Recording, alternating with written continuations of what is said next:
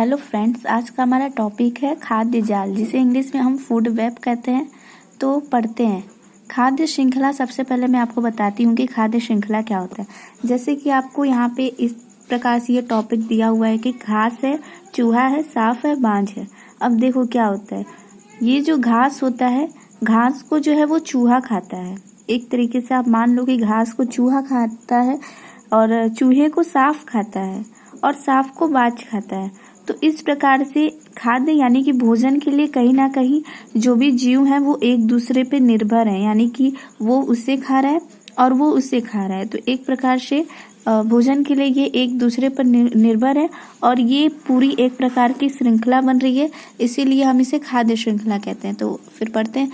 खाद्य श्रृंखला से यह स्पष्ट है कि जीवित प्राणियों द्वारा ऊर्जा का प्रवाह एक सीधी श्रृंखला के रूप में होता है। खाद्य श्रृंखला से हमें यह स्पष्ट पता चलता है कि जीवित प्राणी यानी कि जो भी जीवित प्राणी होते हैं उनका ऊर्जा का प्रवाह, ऊर्जा यानी कि भोजन करने से हमें ऊर्जा मिलती है, तो उनके ऊर्जा का प्रवाह यानी कि वो एक दूसरे को खाकर या एक दूसरे को मारकर वो ऊर्जा प्राप्त कर रहे हैं।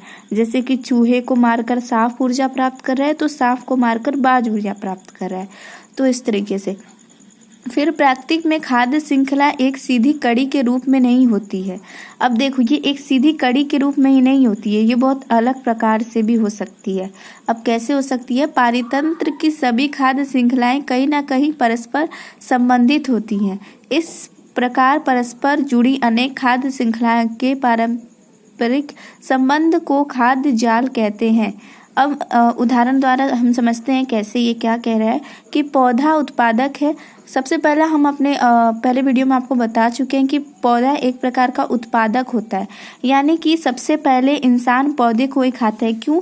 क्योंकि ये सौर ऊर्जा को यानी कि जो भी सूर्य से प्रकाश की ऊर्जा मिलती है उसको यही रासायनिक ऊर्जा में चेंज करता है, उसको बदलता है। कोई और जीव ऐसा नहीं कर सकता है। तो इसीलिए जो उत्पादक है या तो जो सबसे प्रथम श्रेणी में आता है वो हमारा पौधा होता है।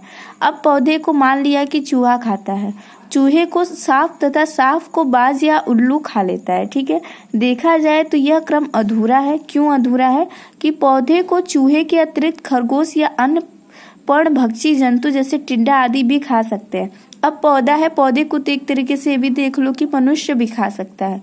चूहे को सांप के अतिरिक्त बिल्ली, बाज आदि जंतु भी खा सकते हैं। सांप को बाज के अतिरिक्त अन्य जंतु जैसे मोर भी खा सकता है। अतः इसमें अनेक खाद्य श्रृंखलाएं परस्पर जुड़ी हुई हैं जो खाद्य जाल का निर्माण करती हैं। अब खाद्य जाल क्या है कि जैसे कि यहाँ पे एक प्रकार का घास है।